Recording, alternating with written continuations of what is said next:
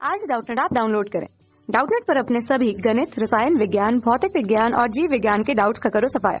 बस प्रश्न की फोटो खींचो, एक ही प्रश्न को क्रॉप करो और तुरंत वीडियो सोल्यूशन पाओ। अभी डाउनलोड करें। हेलो दोस्तों, हमारे सामने प्रश्न है उस दीर्घवृत्त का समीकरण ज्ञात कीजिए जिसके लिए ई के बराबर 1/3/4 तथा केंद्र मूल बिंदु पर और y नाभियां y अक्ष पर हो तो वह बिंदु 6,4 से होकर गुजरे, तब हमें इसका समीकरण निकालना है दीर्घवृत्त का।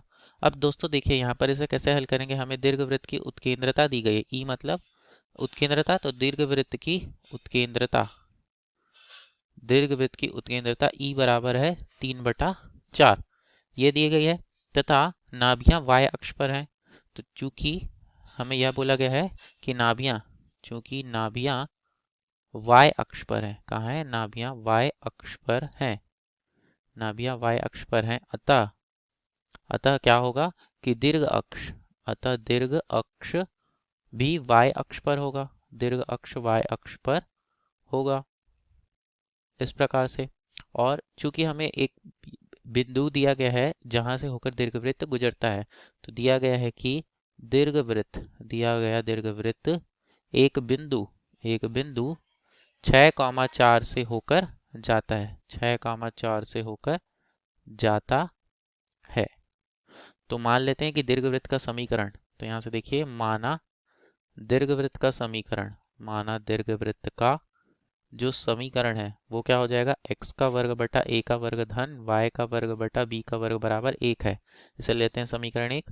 अब इसके लिए जब चित्र बनाएंगे तो देखिए किस प्रकार का होगा, क्योंकि इसका दीर्घ अक्ष कहाँ है, y अक्ष पर है, तो ये जो दीर्घवृत्त बनेगा उसका दीर्घ अक्ष कहाँ होगा, y अक्ष पर होगा, और इसकी नाभियां भी कहाँ है, y अक्ष पर है। तो ये कुछ इस प्रकार से होगी इसकी नाभियां, ये हो जाएगा F1 और F2। इसके निर्देशांक होंगे 0, b और 0, तथा इसका x अक्ष पे जो इसका जो लघु अक्ष होगा उसके निर्देशांक क्या होंगे, उसके सिरे a, 0 और a, 0 इस प्रकार से होंगे। अब इस पर हमें क्या निकालना है, हमें इसका दीर्घवृत्त का समीकरण निकालना है। तो इस पर दो बिंदु भी दिए गए हैं, वो बिंदु क्या क्या है, वो देखिए एक बिंदु दिया गया है वो है 6,4, एक बिंदु दिया गया है इसमें, यह है 6,4, तो ये बिंदु दिया गया है जहां से होकर दीर्घवृत्त जाता है। अब दोस्तों देखिए दीर्घवृत्त की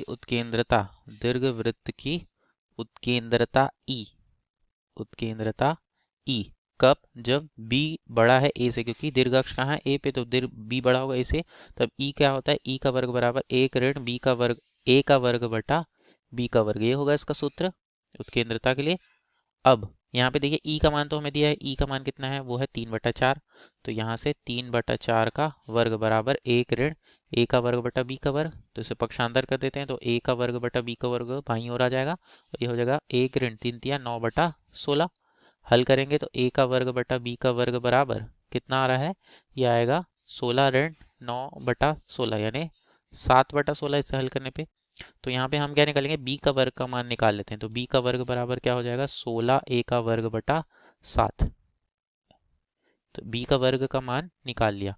अब चूंकि दीर्घवृत्त पर एक बिंदु 6,4 है, तो चूंकि दीर्घवृत्त बिंदु 6,4 से होकर जाता है, 6,4 से जाता है, तो क्या हो जाएगा, यह समीकरण 1 को संतुष्ट करेगा, इसलिए समीकरण 1 से x बराबर 4 रखेंगे उसमें, और x बराबर 6 और y बराबर 4। तो देखिए अब हो जाएगा 6 का वर्ग बटा a का वर्ग धन 4 का वर्ग बटा b का वर्ग बराबर 1, तो 6 × 36 बटा a का वर्ग धन 16 बटा b का वर्ग बराबर 1। तो यहाँ b का वर्ग का मान क्या है, 16 a का वर्ग बटा 7, तो यहाँ पे मान रख देते हैं, तो 36 बटा a का वर्ग धन 16 बटा b का वर्ग की जगह 16 a का वर्ग बटा 7, यही हो जाएगा बराबर 1। तो 16 से 16 कट गया और हल करेंगे तो यहाँ से 36 बटा a का वर्ग धन 7 बटा a का वर्ग बराबर 1। हल करते हैं इसे, दोनों आपस में जुड़ जाएंगे क्योंकि लसा बराबर है a का वर्ग, तो ये हो जाएगा कितना होगा, 43 बटा a का वर्ग बराबर 1। तो a का वर्ग का मान कितना मिल गया, 43, a का वर्ग हमें मिल गया 43। अब a का वर्ग कितना है, 43 है, तो यहाँ से हम क्या करेंगे कि a का वर्ग का मान तो समीकरण 1 में रख सकते हैं। और a का वर्ग का मान हम b के लिए रखेंगे तो b का वर्ग भी निकल जाएगा। तो यहाँ पे देखिए b का वर्ग बराबर क्या है, 16 a का वर्ग बटा 7, मान रख देते हैं यहाँ पे। तो 16 गुणा 43 बटा 7, ये कितना आ रहा है, 688 बटा 7, किसका मान हो गया, b का वर्ग। तो यहाँ से b का वर्ग भी मिल गया, तो b का वर्ग भी मिल गया, a का वर्ग भी मिल गया। अब इससे कहाँ रखेंगे, समीकरण 1 में। तो देखिए, तो समीकरण 1 से क्या हो जाएगा, x का वर्ग बटा a का वर्ग कितना है, 43, धन b का y का वर्ग बटा b का वर्ग कितना है, 688 बटा 7 बराबर 1।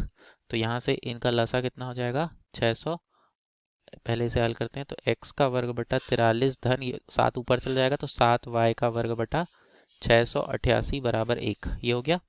अब देखिए दोनों का लसा कितना हो जाएगा, 688। अब 43 से 688 कितने बार में भाग जाएगा दोस्तों, तो 43 से ये 16 बार में जाएगा, तो ये हो जाएगा 16x का वर्ग धन 7y का वर्ग बटा 688 बराबर 1, पक्षांतर कर देते हैं। तो 16x का वर्ग धन 7y का वर्ग बराबर 688, ये हो जाएगा। यही हमारा अभिष्ट समीकरण होगा। धन्यवाद, आशा करता हूँ आपको वीडियो पसंद आए। कक्षा 6 से 12वीं से लेकर नीट, IIT, JEE वो एडवांस के लेवल तक 1 करोड़ से ज्यादा छात्रों का भरोसा। आज ही डाउनलोड करें डाउटनेट ऐप या व्हाट्सएप करें अपने सारे डाउट्स 8400 400 400 पर।